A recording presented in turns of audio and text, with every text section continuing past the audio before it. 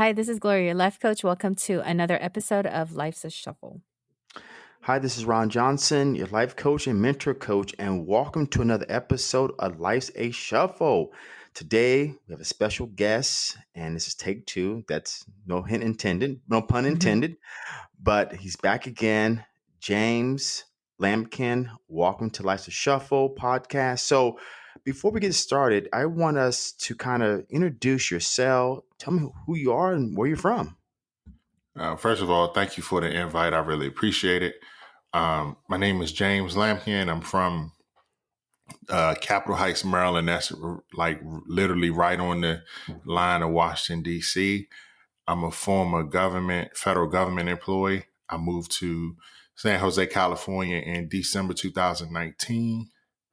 And I have my own podcast called Conversations with Lamp. Awesome, buddy. Look at that. So you moved to California and you're out here. What do you think about Cali so far? It's different. Coming from the East Coast, California is very different. When I first we arrived, we did a first tour in November. The weather was actually pretty warm. It wasn't like really hot, but it was nice. You could tell the difference in the weather. Back in the DC area, it's cold in November. Like, because when I first got here, when we did our first tour, that was like November 15th, something like that. And it was about 60 degrees. You could walk around with a short sleeve shirt. The mornings were cold, which was still the same, but just as the day went longer, it got warmer. So that was different. And it's just the scenery, the mountains, because we don't have that we didn't have that in DC. Like I said, I'm from Capitol Heights, and we didn't have like mountains and trees and all that stuff. I mean, you got trees, but it's just different. It's California is a different animal. It's the best. Well, the weather in California is unpredictable. That's for sure. Well, we know it's not going to rain certain months, so That's a good thing, That's right? true. Yeah, that's true. So I never been to, you're from Virginia, right? Well, I lived in Virginia before we got here, but because most of my life was spent at Capitol Heights, Maryland. That's why I say that's where I'm from. But the last place I lived was Virginia. Virginia, okay, that's where I got that from. Yeah. So how is it like in Maryland? You said it's flat. There's no hills. Just no. for There's days? hills. There's hills. Yeah, there's hills. It's not like here. But there's hills. California is just wow. I can't even. It was just like a whole different world when I got here. Just the atmosphere, the people that laid back, the scenery, just like the mountains and one. I hate to say this, but one thing that did catch my eye. Oh man, the roads here are filthy. Oh my God. I couldn't believe how much trash and junk was on the side of the roads. Like that was new to me because where we're from, the roads are clean. Like there may be like a sprinkling of a wrapper or something like that. Somebody just randomly threw out their car where it's here. Man, it's like highway patrol don't even clean up the roads. I was like, good grief. It's crazy. I think that oh, go ahead. Do you want to go first?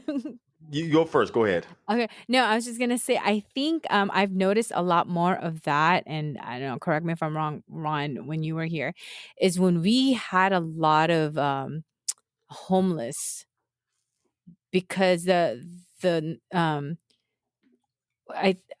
think that's within the last few years. I've been living in the Bay Area. I've been living in San Jose almost my whole entire life, and it wasn't like that before. I did notice a lot more of it in the last few years, as far as I can remember, and I think it has something to do with, I don't want to be like the bad person here too, but with the rise of the homeless that we had here in the last few years It was really bad. I mean, there's a lot of them. There's tents everywhere on the side street, outside, by the freeway. They were just everywhere. So they did a city cleanup, I think. So you moved here last November? Yeah, yeah, November, December, yeah. Right. So that happened early last year. So Okay. this is actually better than what you see is actually better than how it was before. It was so bad. But Damn. yeah, it was bad.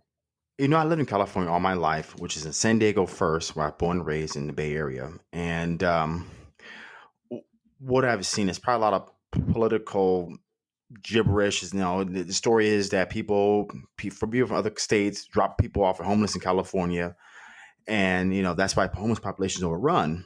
What I'm really seeing here is in California, it seems a lot of money is being spent on God knows what. Okay, I'll tell you example of something. So every time you buy a phone in California or a TV or anything with a screen, you get charged a recycling fee, right? And the whole purpose of the recycling fee is really to help dispose of items, okay? So that way you're not throwing them in the trash. When's the last time you've seen a recycling facility for TVs or cell phones? I haven't seen one since they started this back in the early 2000s. Our There's no way, to me, I'm really appalled at our politicians and our government and just these wealthy companies in California that, to me, maybe I don't see because I haven't done my research, so my facts may be incorrect. So forgive me, if my facts are incorrect. But so Northern California has Facebook, has Google, has all these companies that are there. And why are we not cleaning our streets? We have a lot of money. Rent is very expensive. Taxes are highest. Why are streets not clean? Why are not people that literally need medical attention can't get medical help? Where to turn to? And it was really also crushing a lot of people is you have working homeless. And what that really entails is that people that cannot afford the rent or afford a room to rent, they're now living on the streets or living on someone's couch or have a motorhome to afford to live. Or some people say, just screw it. I can't afford it. I don't care anymore. I'll be on the streets. And that's just really happening. We're not helping people out and take care of this garbage, maintaining the roads, maintaining the freeways. And it's just really, really bad upon our government really just not spending money correctly. I mean, I'm in Washington and Bellingham, Washington, and streets are pretty clean. Mm-hmm. There's trash cans to throw stuff away. So all that is there. Why can't we have that in California? Why can't we have this? But it's just overpopulated. So you know what? You're James is as baffled as I am. Why homeless is out of control, why people that really need some help are not getting help, why cost of living is out of control, medical expenses out of control. Let me tell you this, medical expenses per month, I would be saving up to $150 per month by living in Washington versus living in California. Wow. That because when you're an entrepreneur, you paying medical insurance out of your pocket, right? So the monthly rate behind. So pretty much, to give you an example, Kaiser for me is $439 per month in California. Starting in Washington, it would be about $325 a month. Wow. That's a big difference. That's a humongous difference. And just think about that. People that cannot afford to walk around with no medical insurance because the cost of living is just economically high. I mean, how many car people do you know that are riding around their car with the car not being registered or no insurance because they just can't afford it? Man, I'm gonna interrupt you on that one because we just did the car thing, and so I went to register my car. Um, my car was $285, and I'm like, hold on, what? It got to be a mistake. Like, why? Because where I'm coming from, like I said, I lived in Virginia. Virginia, it costed me like $110 to register my car for 2 years. I paid Wow. I paid more than double for 1 year. And then when we went to register my wife's car, that one was 500 and like 586, something crazy. Like I was like, where y'all getting these numbers from? Like, what is going on? Like, yeah, California, the cost of living here is unbelievable. Like, and the thing is, it wasn't cheap where I was at. Like, if you look up cost of living in Northern Virginia, it's in the top five. But coming here is just like, wow. It was a just you pay so many. I think the sales tax like 9.25, and then when I bought a soda one time, I'm like, what the hell is this bottle charge? Like California just make up things to charge you for. It seem like. What the idea is we're going to charge you a CVS tax to have facilities to recycle bottles, but how many facilities do you see around recycling cans and bottles? Man, That's the whole purpose behind that. So, welcome to California, man. So, you got to start making double your money every year just to maintain the small stuff. If you really look at your registration, car insurance, and gas, the reason why it's so expensive out here is all those small 5 cent, 10 cent, 20 cent taxes that are inside there. Because gas out here in Bellingham is $2.59 a gallon, mm, 2.25 in some places, right? Depending on where you go. And it's like, okay, why it's so expensive? Like, it's not, the term should be not too expensive, but the term should be with the acceleration of costs, gas, registration, car insurance, cost of living, your paychecks don't accelerate at that rate. So yes, things become expensive because acceleration is too fast. yeah. I remember I was at Fry's. I worked there. So Fry's, yeah, I'll be honest with you, I probably said this on the podcast before. So you know the racial slur, the N word. That's like asking for a raise at Fry's. That's how bad it is. It's like saying the N word. That's really how bad it is. Damn. And I had to use that kind of scripture only because it hits a home run to the fact that asking for a raise is okay. Well, if you want to ask for a raise, why don't you just quit for more money? That was the mentality. So I remember every year, rent goes up about I think 0.935 every year, at least when I rented an apartment at the time.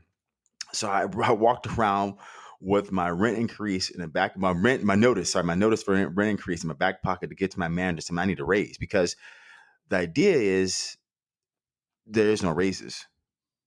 That's the idea behind that. So meaning that no 2% cost of an increase annually. It doesn't exist. And along with that, they don't do any reviews, performance reviews, because if they do performance reviews, it means people are going to ask for more money.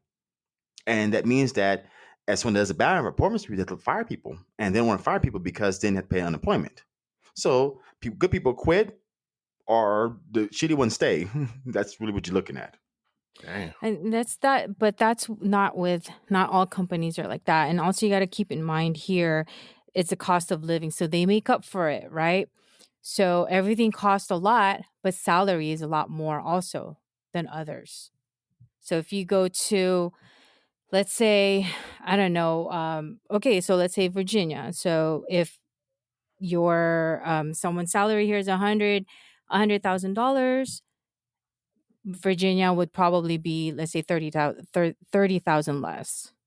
So it's they try to make up for it, and that's why we have that cost of living. And a lot of the high tech companies here, they do have um yearly reviews, and I don't know how much percentage they give as a raise. Well, one thing I learned here, there's like no, doesn't seem like there's any middle ground, like middle class. No, you're either high or you're Yeah, low. either high or you low. You either working for the tech company or you like really struggling. So And which, that's yeah. um but you know what? That seems to be like the way the world is going, period. Just like the haves and the have nots. Yeah, So and it's not just here, which reminds me of, back home. I was born in the Philippines, and I grew up there. And in the Philippines, in our in that country, it's either you're poor or you're rich. There's no middle class. And when I mean poor, they're really poor. yeah. And when you're rich, you're really rich. Like you can afford to buy rice, when you're poor, you could barely afford to or you can't afford to buy rice. And I think, it's not just here, it's everywhere. It's all over. We just don't hear about it, or we just don't see it. I think it's just more here. It's more amplified just because the people here, they make so much money. I think that's Mhm. the biggest difference. Like people, like the people make, there's people who make a lot of money here. Like I've seen so many Teslas on the road that you would think that car's cheap, but Teslas are what, like 80,000 something Yeah, like it's that. 80 to 100, and, and Tesla around here, it had became the norm, the kind of car that you just see normal. It's Yeah, normal like for a you. Honda Yeah, it's Civic. normal for you to see a Tesla. And, the school I work for, in the parking lot, sometimes you'll see 5, 6 different Teslas Yeah, picking up their kids. I'm like, "What?" And I do get curious, like, "What the heck are they what do they do for a living? What does his or her parents do for a living?" But, sure. it's exactly, it's normal for us to see that. And again, we are where we are here in San Jose, it's a Silicon Valley, so we are in the heart of Silicon Valley, where all the high-tech companies are. And, hearing from other people also who lives in a different state, let's say in Hawaii, I've got some families there. They want to move here because to them it's like, I want to move to the Bay Area because that's where the money is. That's where I can make money, and But then it that's depends how. on what they doing too. Now, but you know Right. what? I'll say this because I do. I think I mentioned that I do like Amazon Flex. Maybe I did, maybe I didn't, but I'm mentioning it now. I do Flex, and the people who I deliver to, they tip very well. Mm, So there is something to the salary. Like people have more money, so they give out more money. But yeah. saying that, the homeless thing is that's a real humbling thing. Like when I go out to eat or something, like if I go to the store, like I've never bought so much food for other people since I've been here. Because there's people that you could tell they genuinely need food. Like Oh it's not yeah. one of those, Yeah. oh, I'm just trying to get over. Like you can see them, their hands not clean, their body not clean. Like it's really this place definitely humbles you if nothing else too. It definitely does that. You could totally tell. Yeah. And since we're talking about the changes and, the differences that you've been experiencing in the past, almost a year that you've been here. So I wanted to ask you this question. So far, for almost a year, I guess we've already heard some parts of it. How is it like for you moving here? What was it feel like from the beginning to now? Well, in the beginning, it was cool because it was like it was new, it was exciting, it was something different. So that was like from November to like uh late January. And I would say like around February, that's when things started to change because it was like, okay, I'm here, but like what am I doing? And I didn't understand what my purpose was. So every day I'm waking up upset, I'm depressed, I'm frustrated, and I don't even understand what's going on. Like I don't even notice these things. My wife was the one pointing it out, like, you really depressed, like you got a lot going on. And I just didn't understand it. Like I had been working for the government for 14 years. So no matter how you feel about something, if you've been doing it for 14 years, it becomes a part of you. And that's just something I didn't understand. So it wasn't a tough adjustment, but it's gotten a lot better. Just again, just doing Amazon and just letting time pass, and I've been able to record a lot more podcasts because I have more time. So I'm able to pick my daughter up. So there's things that I'm not gaining financially, but in my quality of life, just spending more time with family, spending more time with my daughter, being able to pick my daughter up from school every day, take her to school every day, like that's brought a lot of joy to me. That's good. And with I guess you were used to a daily routine. And yeah, and moving here was it just suddenly stopped for you, and that adjustment for a minute for you was it caused you depression. Now, because you said you didn't feel it, your wife seen it, and have you ever, experienced depression before? I have, but I didn't. It's ironic because every time I've experienced depression, I didn't even know it. Like somebody else had to point it out. I heard you say this before. Is it because you didn't know what depression looks like, or when you think about depression, you think about someone that has a psychotic breakdown or something like that? So, do you not know the difference, or I'm asking because you said second time someone pointed out to you, or kind of tell us Yeah, about that. yeah, it's cool. I think because I was able to keep moving, and I kept being able to tell myself everything's okay, tell other people it's okay. So when your day to day doesn't change, in my opinion, it's hard to notice because my day to day never changed. Not in the first circumstance, like the first time my day to day didn't change. Well, me and my wife was going through a separation, so that was what caused it. But I was just telling myself that everything's okay, you know. Mhm. So that's why I couldn't recognize it. So you were distracted and you were distracting your mind, by, with your day to day, your daily, just working, your daily routine. So with this recent one with the move here, and as that she noticed that, and I guess you realized it later on too that maybe she was right. How did you overcome that? Mm. Uh,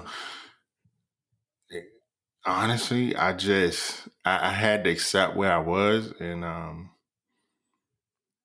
I just had to start telling myself, you know, day by day, just take because sometimes you can look ahead too far, and that'll add on to your burden. So there was times where I just had to just look literally one day at a time, one moment at a time, just take it each day.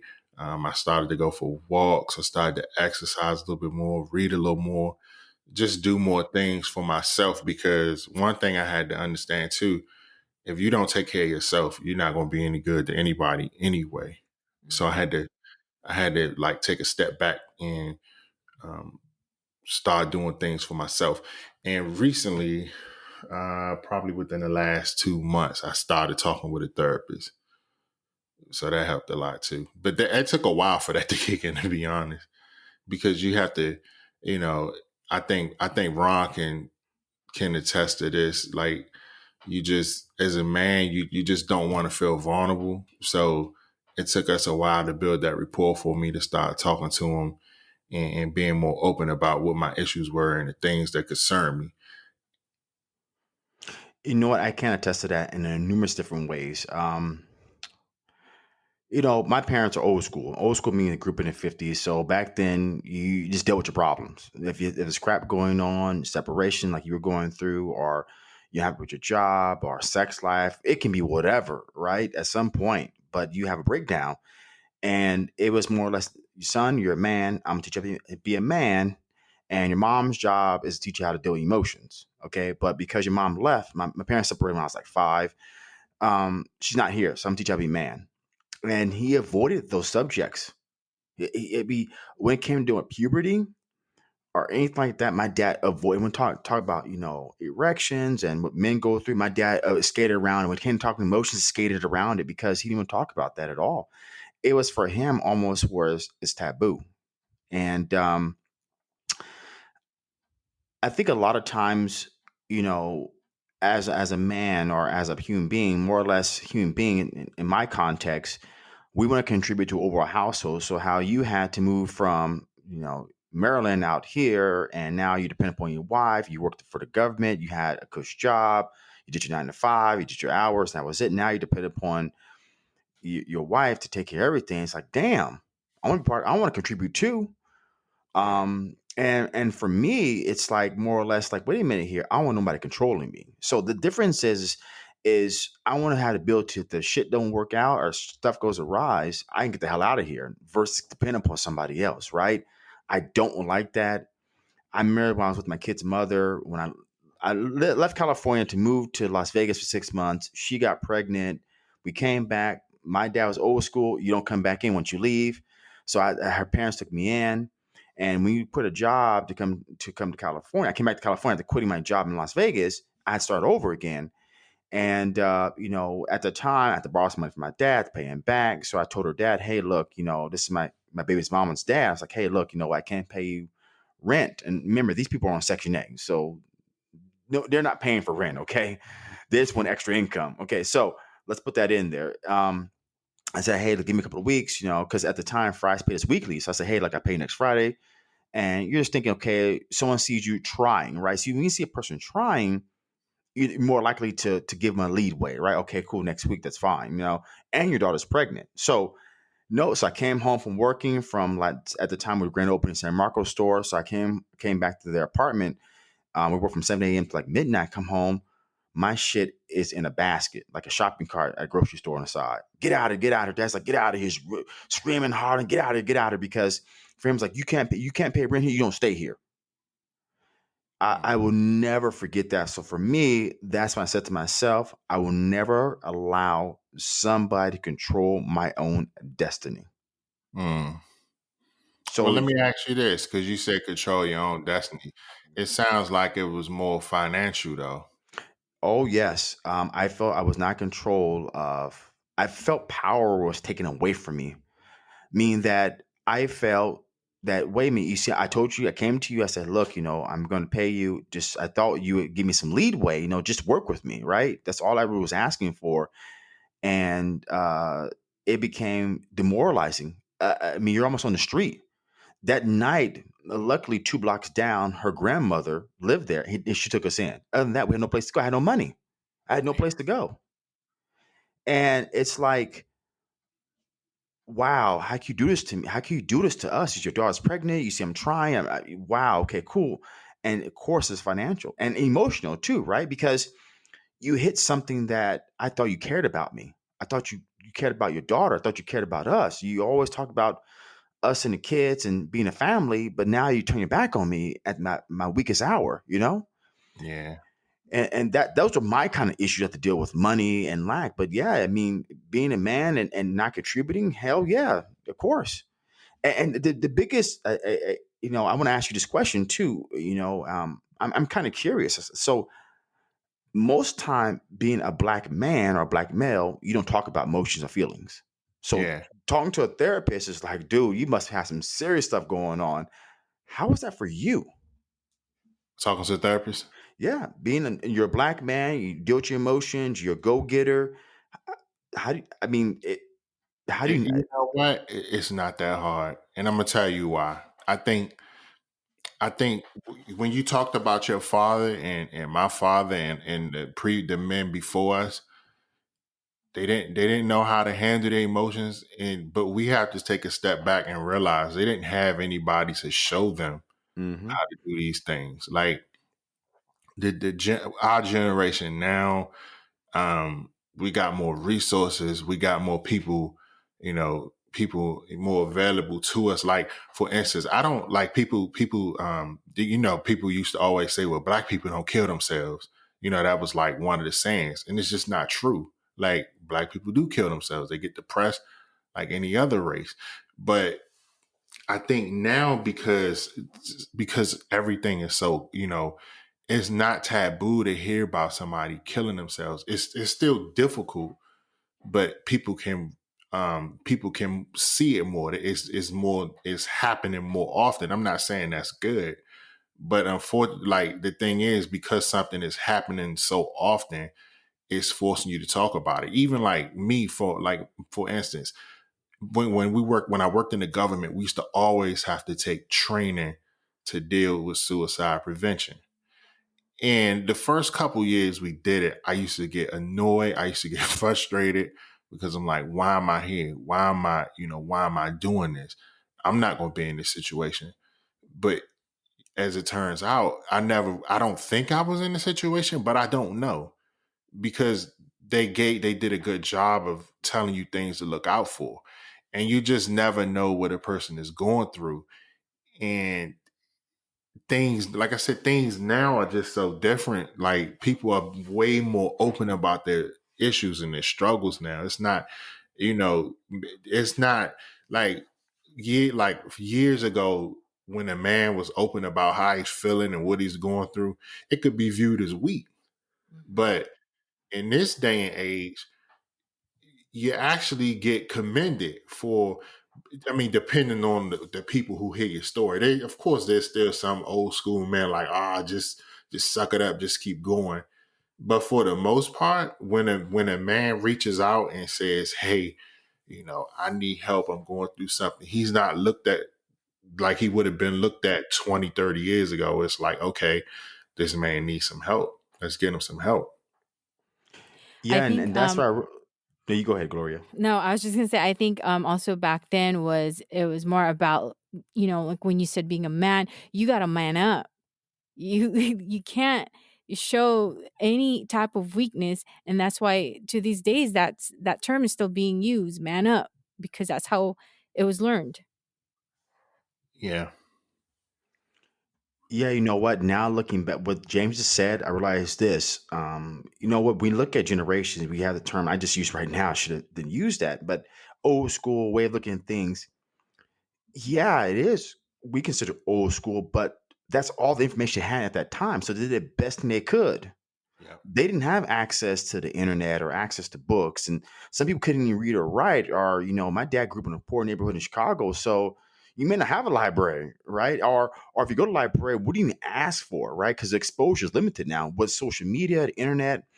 We're now exposed to a lot of different things. Like, wait a minute, there is. Wait a minute, what? Oh, I can get some help. I can find somebody. It's okay.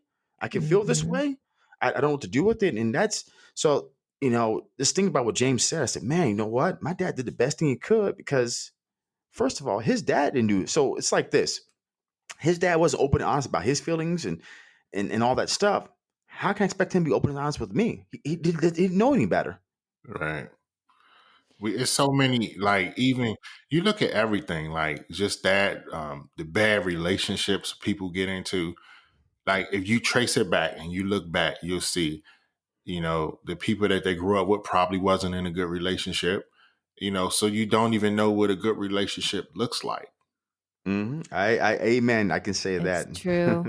You guys talk about that, about your dad. It's funny. I didn't have my dad growing up, so actually, since from the day I was born, um, I don't know where he is right now. But I was raised by my mom and my grandfather. So my mom is actually what is like to you guys like your dad. She raised me not to cry. So kind of like you need to man up kind of way, right? So she teaches me that way where you get hurt, you get up and you don't cry. You fall, you get scratched, you don't cry. Mm. And you know what's funny about what you just, not funny, but you know what's so ironic about what you just said? Hmm. Had your father been around, he would have never took that approach. Because because I Because have, it's different for the girls. yeah, I have a daughter, and there's no way I would tell her, just get up and shake it off. You kind of want them to, but at the same time, when it's a girl and it's a father involved, it's like, nah. You'd be the And, first one there to help her up, right, right? and Yeah. I'm sure, because Ron, you got what? You got boys, girls, what you got? Boys. So I'm sure I don't have sons, but I'm sure, like, when Ron instance, his son fall down, it's like, hey man, dust yourself off, get up, come on, let's go. Cause we as men, we don't get, unfortunately, I don't know if unfortunately, fortunately, whatever. Life is just a double standard, and we gotta accept that. Men don't get the, hey, oh, are you gonna be, maybe from your mother? Your mother will do that, but if your mom do it, your father gonna come right along. Hey, hey, hey, stop doing that to that boy. Like, he tough. He gotta, he gonna fall. He gonna, you gotta let him be a man. Let him grow. So it's, that's why both parents are so important, because they provide that balance. Mhm. Because like when your mom would have done that, but I guarantee you, if your dad was around, he would have came in that room behind your mom and like, "Hey, Gloria, are you okay? What's going on? I can help you with that." Just something that a father would do. That's true, and that's where my grandfather stepped up as my, Oh, okay, yeah, okay, he okay. So took you that. yeah, okay. Yeah, and I do yeah, that's true, and I do remember every time I know and when I'm about to get in trouble, I run to him and I hide behind his back because he protected me from from my mom, but and that was the thing is that's the hard part. And that same goes with the women nowadays too, is that with us growing up, our parents or our moms didn't tell us all these things that we're going to be going through, all the changes that our bodies will be going through, and all the feelings and emotions that we will be going through, because they just, although they went through it, but they didn't have all the resources that we do now. um I'm sure that they didn't understand why they were going through, like, let's talk about menopause. When they go through that, I'm sure they didn't understand it. Like, why am I feeling this way? Why am I angry today? And then the next day I'm okay. Why is my body feeling like this? Why do I feel ugly today? They didn't understand all that. They didn't know that. All they know is that their body was going through changes and that they're going through menopause. So I'm hearing a lot of this from women nowadays. But nowadays, our generation, there's a lot more resources. There's a lot more things that we can read about these changes that our body goes through. Where our doctors are, they're more reliable. It's easy access. We email them now and then ask questions. We get our answers back, or we just go in and see them. Back then they didn't have that, and so they couldn't provide those they couldn't provide anything like that to us to and tell us why we would be feeling that way. Because now, Well, I go through a certain things. I ask my mom, she's like, yeah, you'll feel that way once you reach that age. I think some of it too, is your parents, no matter how old you are, no matter what you do, how grown you are, everything you accomplish, you still gonna be their baby. That's So it's that's like true. you can't like they can understand what's going on, but they may have a hard time articulating how you should feel, because they love you so much and they feel like they trying to protect you from something, even though it's inevitable that it's going to happen. But they're trying to protect you, and it's like, that's cool, that's great, but at this time, like, I need you to give me some guidance. You know what I'm saying? Mhm. Mhm. But that's tough though, because there's things like I'm my daughter. She's young. She's a young girl, and eventually she's gonna start to develop and things like that. And it's like those are things that I'm going to struggle with as a father, because eventually she's going to grow into a young lady and a woman, and then there's going to be young boys after her. So I'm Mhm. going to have to talk to her about that, and those are going to be tough conversations, because I don't want to think about some little young pup chasing my daughter around, but Mhm. Yeah. it's going to happen. Yeah, it will. And and honestly, like, I've seen, since I work for the school, and I have a close relationship with a lot of my students, most especially the girls, because as a PE teacher, you view a PE teacher as like a male, right? So a lot of our other PE teachers are male except me. So a lot of the girls are more closer to me, and they open up to me. And I have seen changes, the changes that girls go through that a lot of fathers do not understand. Yeah, my wife tell me that all the time. Yeah. But Even if you but say I it's do hard. understand, you still won't. Yeah, it's hard, because it's like you love your child so much, and it's like you think you feel like you got the answers. You think you got the answers, but the reality is, yes, I'm a father. Yes, I love my daughter, but I'm not a woman. And Mhm. there's just some things I cannot identify with. And I had to really take a step back. Like, there's times when my wife has to just take the lead on things, because she's the woman of the house and she can understand and identify what my daughter's going through. So me as a father and a man, as much as it may hurt me, or I got to step back and let my wife handle that. Mhm. Yeah. So and it's going to be a ride, but it's going to be a fun ride for you. I I have two boys too, and so going into the school and being with a lot of girls, I've in the very beginning, obviously, I mean, I was really overwhelmed. I felt like I have all these girls that I've never had, and they're different ages, and I've seen a lot of them grown from. from your daughter's age or younger to teenagers now, and I've seen the changes, and I could see what how it's like at home having a girl, and but the way I see it, it's a joyful ride. Because it's a total there's a total difference between the boys and the girls, and we all know that even now with, as an adult, you guys are we all go through something different. I go through something different than you guys do as an adult. Hmm. I got a question for James. So, when you say your wife handles certain things and how so because she's a woman and she can resonate with your daughter, when you see that happening, do you sit back and listen, see what you can learn, or are you just like hands off? Sometimes it depends. It depends because there's some stuff that's just woman topics, and I could just sit there and listen. I could listen till I'm blue in the face, but I'm not a woman, and I just can't identify. Like there's things that physically, that'll be going on, and I can't identify with it, or just emotionally because there's times.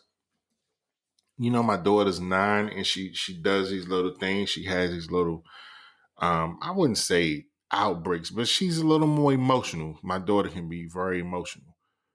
So I need my wife to step in because I'm not an emotional person. Like I don't I can be emotional, but there's times, I look at things like as they are, and that's not always the right answer, especially when you're dealing with a 9-year-old girl. Like dealing with it as is, how you see it may not be the best way to deal with it. So, Why do you say you're not an emotional person? uh, I can be emotional, but I don't deal with things in an emotional state, if that makes sense. Like I usually put those in check. But again, we talking about with my daughter, she's 9, so she doesn't really understand how to do that. And sometimes I struggle with, giving her that leeway that she needs to grow as a young girl because Mhm. she hasn't figured these things out. I mean, like all of us, Mhm. when you're a child, you don't know how to manage your emotions. You just you may get emotional about things that, it's really not a big deal, but she's 9. So I have to understand like, hey, she's 9, James, you gotta lighten up a little. It's going to be fine. But thank God my wife is here. So she's the one who will balance me out sometimes because sometimes I can be a little overboard. So she'll be the one to reel me back in. Yeah, you need that good balance. Someone has to be the bad person sometimes. Um Yeah, I'm a bad person too much. so so now, since you've been here for almost about a year now, how are things like for you? It's like I said, it's getting better. Yeah. Yeah, I just had to adjust. Like it took me a while to adjust, but I'm in a much better place. Just talking with my therapist, understanding the things that I need to do, taking it one day at a time. Just finding things that bring me joy. Like I think that's the biggest thing too. Like, you have to find things that bring you joy and help you feel like you're fulfilling your purpose. So that was something I had to take a step back and do, and I've been doing that, and Mhm.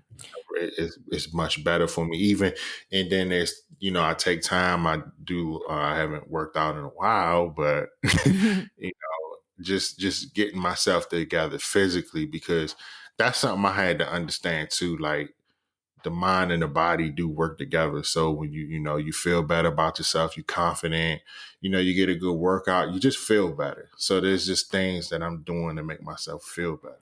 And joy comes from within, happiness comes from within. Yeah. And I know that on our previous conversation, you've mentioned about finding your purpose. Yeah. What is that like for you right now? I'm actually feeling pretty good. I feel like I understand what my role is in life. Like I'm supposed to elevate people, and when I say that, like just help people when it may not be the highest level, but when we meet, when we get a chance to interact, whenever we do anything together, you're better off when you met me than, before we did meet. Like, I've added some value to your life. It may be a small piece, it may be a big piece, but the important thing is I added something to you. And what do you want to add to people's lives? Joy, success, and helping people get their voice out. Like, that's what my just not a plug for my podcast, but that's what I get the most out of my podcast. Just allowing people to tell their journey, because sometimes we wait for people to be like highly successful. Everybody knows who they are, but they don't wake up successful. Like, they don't start off as success. Like, there's a journey to get there. There's a process. And I've been really fortunate. I've been talking to people that's like, some are in the middle of that process, some are at the beginning. Just depends. And then one thing I had to realize too, people have different definitions of success. My definition of success may not be the same as Ron's or Gloria's or anybody else's. So that's been one of the things I've had to learn, like, because a lot of people will look at success as money, and that's not the case. But it took me years to understand that. Like, you could be worth 8 figures, but you're a success to yourself, but you're not helping anybody else. You're not elevating anybody. And then once you leave here, nobody's going to remember you. You just go away. Yeah. What was your definition? Like, what I want to understand is what was your definition of success, and when did you have this kind of change where it says, okay, well, I don't want that, or that doesn't serve me, but this serves me now. In the past, my definition of success was always money. Like, oh, you make this much money, you must be a success. And that's not to say you're not. It's just there's more to being a successful person than just money. Because, I mean, hell, you could hit the lottery overnight. You play enough numbers and hit the lottery. Does that mean you're successful? It just means you got a lot of money. And one thing too, like, just like, when you wake up and you feel good about what you've done. Like, there was a lot of mornings I woke up and I wasn't feeling good about what I was doing. Wasn't anybody's fault. It's just where I was in life, going to work every day, doing the same thing. And it's just like, man, like, what am I doing? But it provided a check. And, it was means for me to take care of my family, to, take care of my personal business, my bills and things like that. So I became accepting of it. But once I was able to get out of that situation and, like, move and relocate, it just gave me a new outlook on life. And that was something I really needed. Good or bad, because there's been bad struggle, there's been bad times, there's been struggle moving to California, but it's helped me. It's made me understand who I am as a man, who I am as a person, the things that I need to do to better myself. So it's that struggle has really helped me. Would you say you're now living intentionally? Uh wow.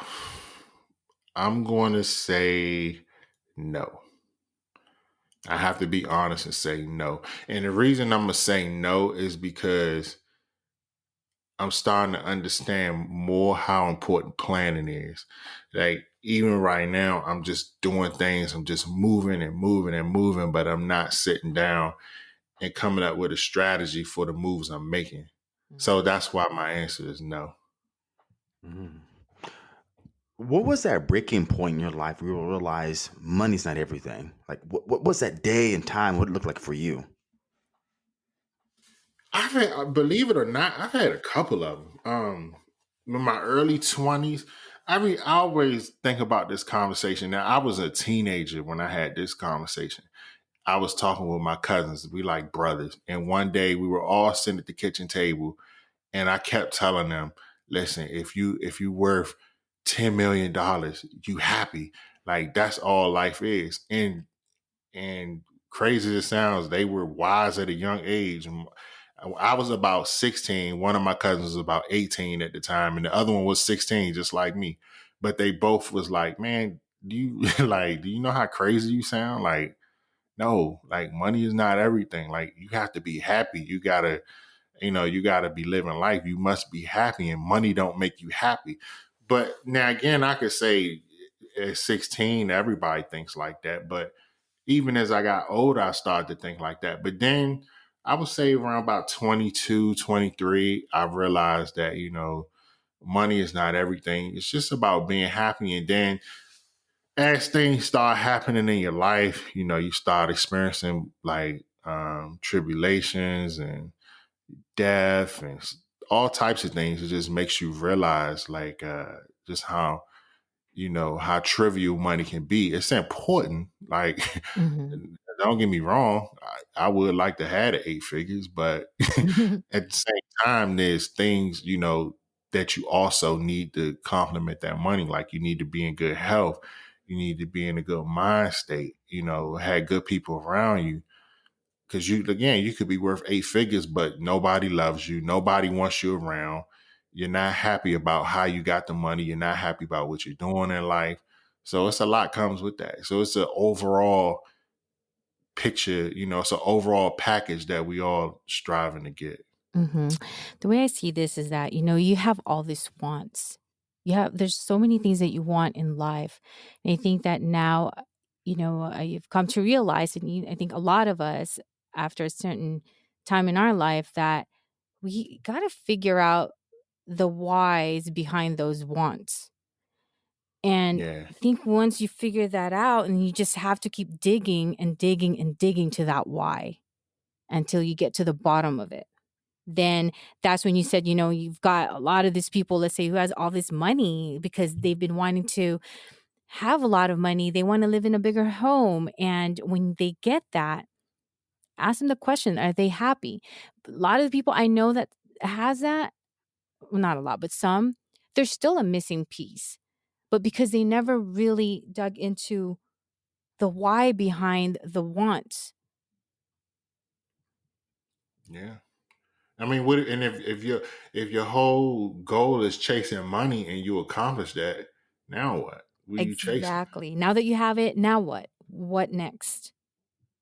I mean, look at all the millionaires who've killed themselves. I know. I You kind of giggled. I know know, it's not funny, but yeah. yeah, it's just like that. Like, so it's proven that money is not everything. It's like there's people who are worth. They had money that could take care of 5, 6 generations, and they still kill themselves. So it lets you know money is not the answer.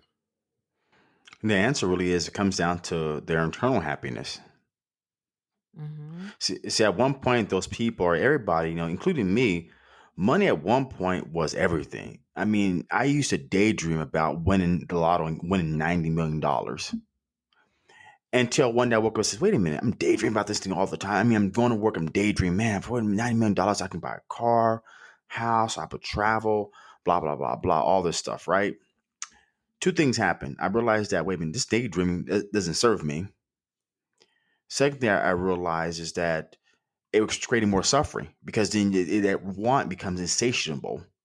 Hmm. Third thing I realized is that all it was going to do was the reason why I wasn't getting $90 million wasn't the fact I wasn't playing the lotto. That's one factor. But the factor is how I was showing up intentionally. I was showing intentionally only to inflate my ego, which is if I got $90 million, I can buy that car, I can buy that house, I can go on a vacation, and get the girl. Yeah, And in that equation, it didn't say anything about helping people or doing a podcast or starting a charity or doing anything to give back to the community. Then I stopped daydreaming about it. And then I realized money really, in reality right now, I can travel. In reality right now, you know what? If I get whatever I want, and why do I have to have $90 million to really have all that? I mean, if I had 30 cars in a driveway, how many cars can I drive at one time? If you mess around and got, a 7 bedroom, 5 bath mansion, and that's 10,000 square feet, who's going to clean that? yeah, Mhm. So you got to think about all this stuff. And it's like, dang, I don't need to have a lot of money to really be happy. Doing these podcasts with you and other guests, doing my life coaching aspect of the business, helping people out mentally, is really providing more joy. It's making me be a millionaire because I'm giving exactly what I want to do instead of just getting the money to inflate my ego. That's all I was going to do. Yeah. Mhm. One thing too, one of the hardest things to do is just like when you was talking about the $90 million, and one of the sad realities is when you really start to answer that question, what you want with $90 million, you really then you start to learn more about yourself. Like, damn, maybe I'm a more selfish person than I thought, because it's like $90 million and you haven't thought about anything good to do with it. So you get that $90 million and you do all that stuff. You got all the fine women, you got all the cars, the big house. Then you realize, okay, what's next? Yeah, what's You Mhm. don't next? have nothing Mhm. else. Yeah. So that's ultimately what ends up ruining your life, because you don't have anything that wakes you up because you already got it. And you lived that life. It was fun, and it's like, okay, now what? Like, I don't know. Are y'all familiar? Well, I know y'all know who Mike Tyson is, but have y'all been like really following him lately? No, I No. haven't, but I did really dive into his biography about who he was and made him where he is today. But since then, I haven't followed him.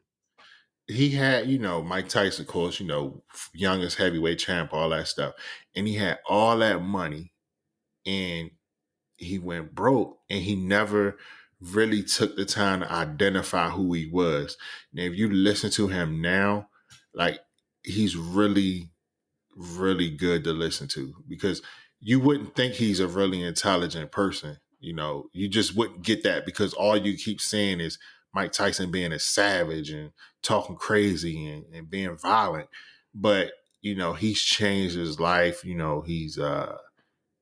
smokes a lot, but that helped him. But marijuana helped him. Like all the things that he's doing, they've provided him with peace, and that's what. And he that's like the thing he's quick to mention. Like, he's found himself and he's found peace, and he doesn't have the money he used to have, but he's in a much better place because he knows who he is now. Mhm. And And, that's something money can't buy. exactly, and that's, I wish that here living in the Silicon Valley, I wish a lot of people would come to realize that, I mean, I was one of those people, living here, working corporate. I went, I've changed careers because I thought I keep wanting something different, but it always in the same, um, industry until I found, working with the kids and coaching volleyball and then working at the school. And then that's when I've really discovered my real purpose and what I really wanted to do, to say that I'm living intentionally now with my life coaching. So it was a big change. And at one point, like here, sometimes it's all about making the money. I was in the recruiting business and it was, money was great and, working with a lot of startup companies. But like what you said, was I happy? I was happy, but there's always something in me that is still looking for something, and I couldn't figure what that was until now, or until within the last year or so when I discovered, life coaching and I went to training.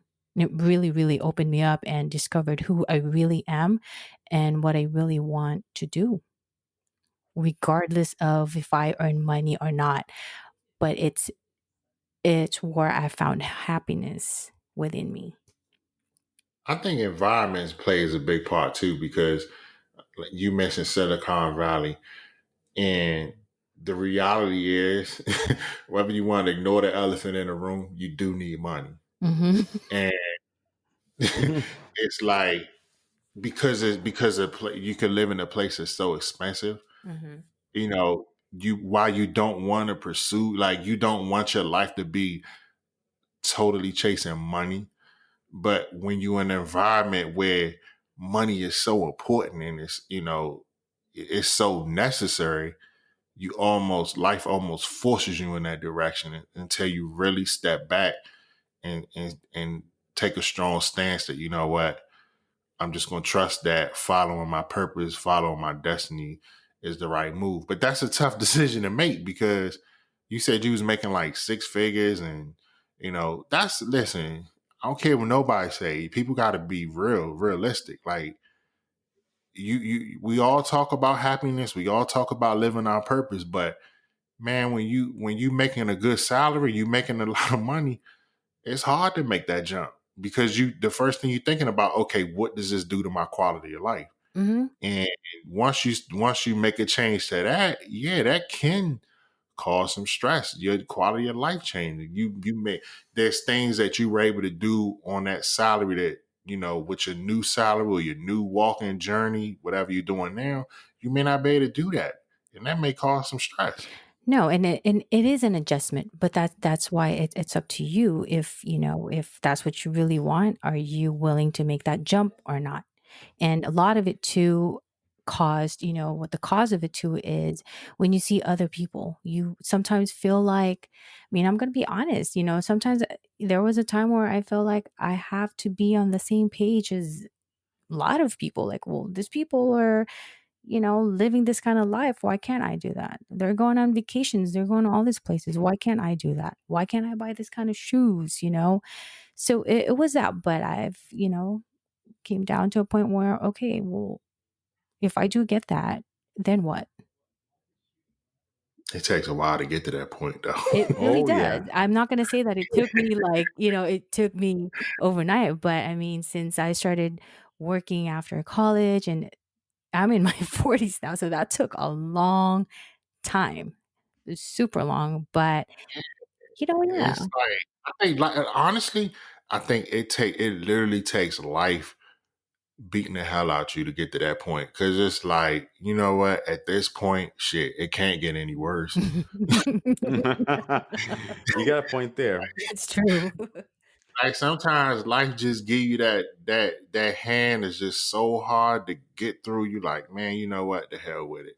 I might as well just play this hand the way I want to play it because trying to play it the right way, hell, I'm gonna be down in the dumps anyway. So I might as well get some joy out of playing this hand. Mhm. But that's how things happen sometimes. Sometimes it takes something drastic to happen. Like honestly, a lot of times it takes something drastic to happen. Even with me, I'll be the first to say I don't think I ever would have left the government.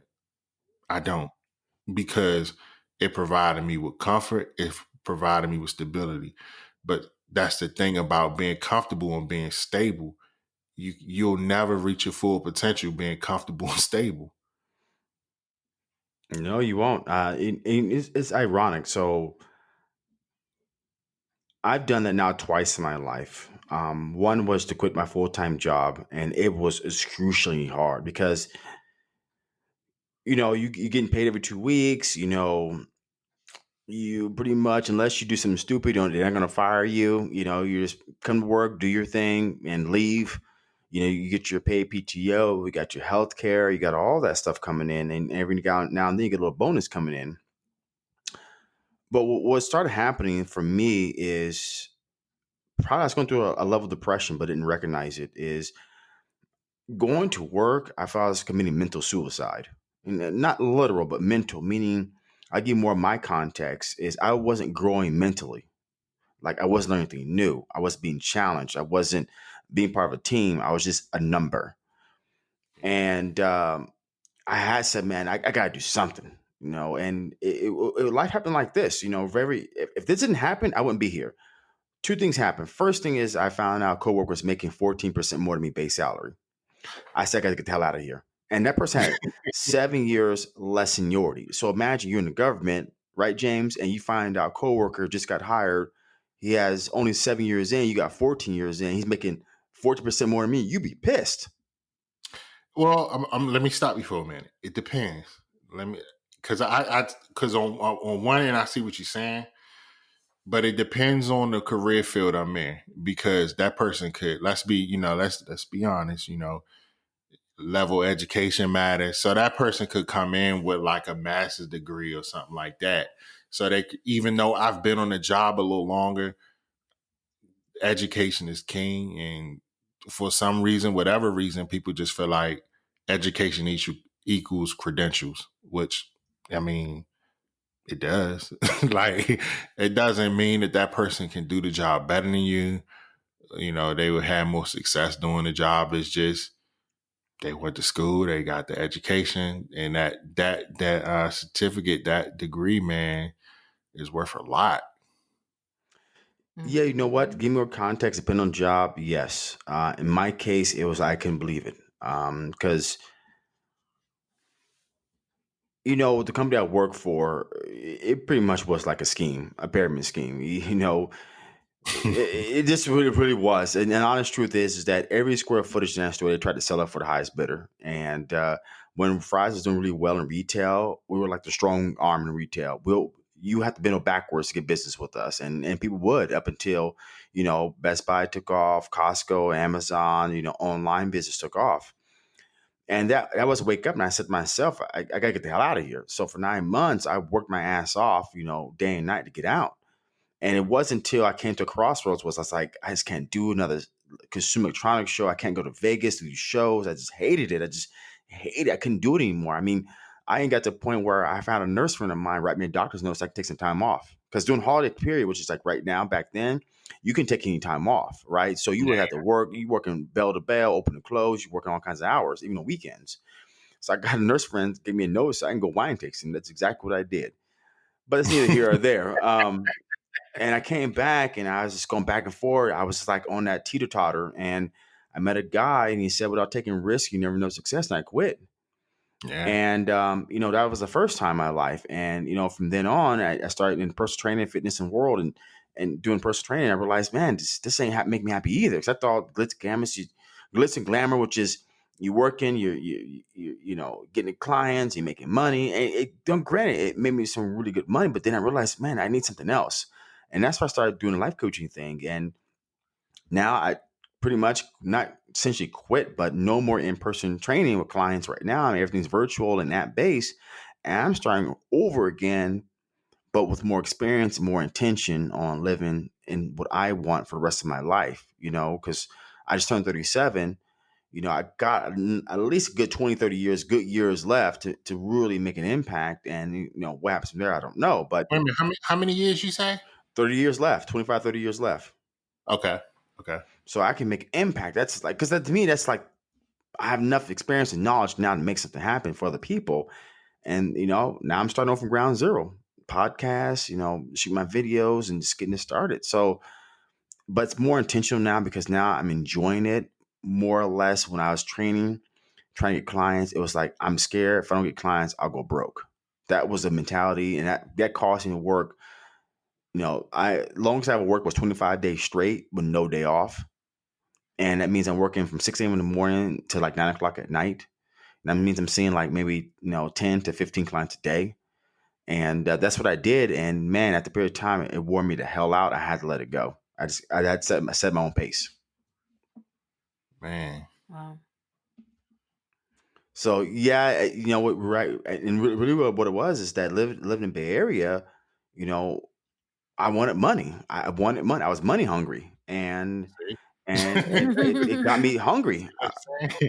That's what I was saying. Like, areas like this, man, as much as you want to take that leap, you like, man, if I take it, you know, what's next? Like, because you got people depending on you. Like, you got a woman in your life, you got your kids.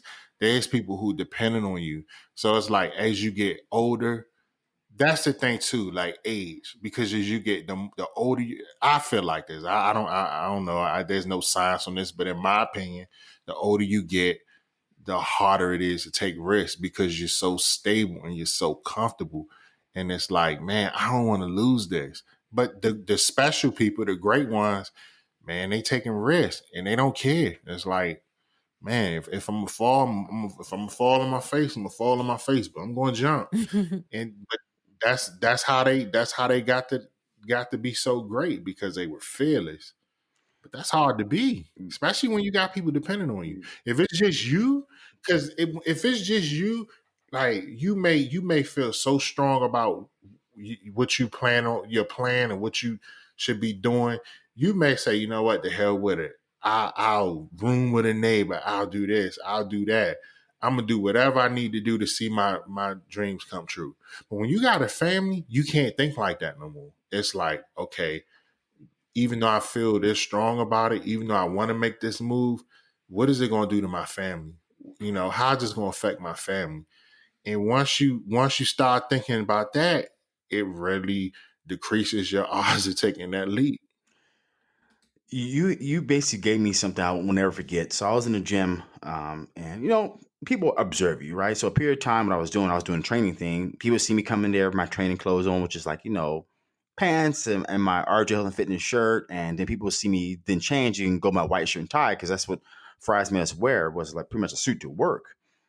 And people saw me. People go over to the gym, they go for years, right? And then they started seeing, wait a minute, this guy's not leaving to go somewhere else. He's here all day. And I was in the gym. I just got done working out, and I don't forget his name. He had to be in his 40s. And he says, "Man, so you quit your full-time job?" I was like, "Yeah, I did." And I was telling my story, and he's like, "Oh, that's cool." Just, man, you know what? I had to give it a lot of power, man, because you know what? I had an opportunity to quit my full-time job, and it happened about 4 or 5 years ago, as he says. And what happened was they threw some money at him, and he's like, "Dang. Oh my God, I got a kid. I'm married. I don't know if I can do this." And he didn't do it. He didn't quit. And now he has that chip on his shoulder of, man, dang, I should have took it. I should have took that money. I should have took the leap. And he says, man, don't ever do what I did. When you have the opportunity, take that leap. But what I do myself now to program myself when it comes to take time, take leaps. I ask myself, Ron, if not now, when? Because if I can't give you a date and a time when, then there is no right time. Now is the time. And that's how I use program myself. That may work for me, but it may not work for somebody else. But I had to do those things because you know what? If I don't do it now, if not now, when? And seeing what kind of got me ignited, this fuel and burning desire, was when I saw my dad dying 5 years ago, and he had so much potential inside him and all these things he wanted to do for his life, and watching him die with all that potential that I saw and he had, and that's another story in entirety. But I saw, it's like, man, I don't want that to be me. I got to do something different in my life, and that's all I said, and that's what I'm doing, something different in my life. So that's my quick story. Just like what James was saying, is that sometimes, or most of the time, it takes something tragic to happen to go through to make those changes in your life or adjustments. We wake up. Mhm. So James, Yes, I sir. know we kind of went over time here. I do apologize, man, but it was Oh really, no, really I good. told you, man. When I do my podcast, I don't have people put me on the schedule because I don't put people on the schedule. So we good. Awesome. So after listening to your story and some insight, give me some better insight. So I thank you so much. If you want to set something that can remember you on Life Shuffle podcast, what would you say to be remembered? What's one thing you would help kind of resonate to the rest of the people that will listen to this? What would you say to those people? For me, for them to remember me, Yes. What's Mhm. one thing you would say? when my time is up on this earth, I want people, when they think about me, I want them to think about all the people that I made their life better. That's all I want. Man, that's I awesome. like that. That's Law great. of the farmer. That's how you can live your legacy. It's just, I want people to remember me. Because you said earlier about loving people up, you don't care how successful they are, what they do, but if I can be a part of their journey, look like just like you're part of Gloria and I's journey right now, you're leveling us up as we Yeah. talk. And Mhm. And y'all doing the same for me. Because again, I don't that's the beauty of these podcasts. You never know who's listening. Right. that's an awesome thing. You never know. Exactly. Mhm. You never know, making a message out the blue from somebody you haven't heard from in like 20 years that says, hey, I listen to your podcast. Boy, you're doing big things. You just never know. Or it can be simple. It can be this: someone that's getting ready to commit suicide because they don't think they have any hope left, and listen to a podcast and they don't commit suicide. It can be either or. You just don't know. Yep. You And never know. so thanks again, James. I really appreciate it. This is Ron Johnson, your mentor coach and life coach. And thank you for listening to another episode of Life's a Shuffle. And this is Gloria, Life Coach. And again, thank you for listening to another episode of Life's a Shuffle.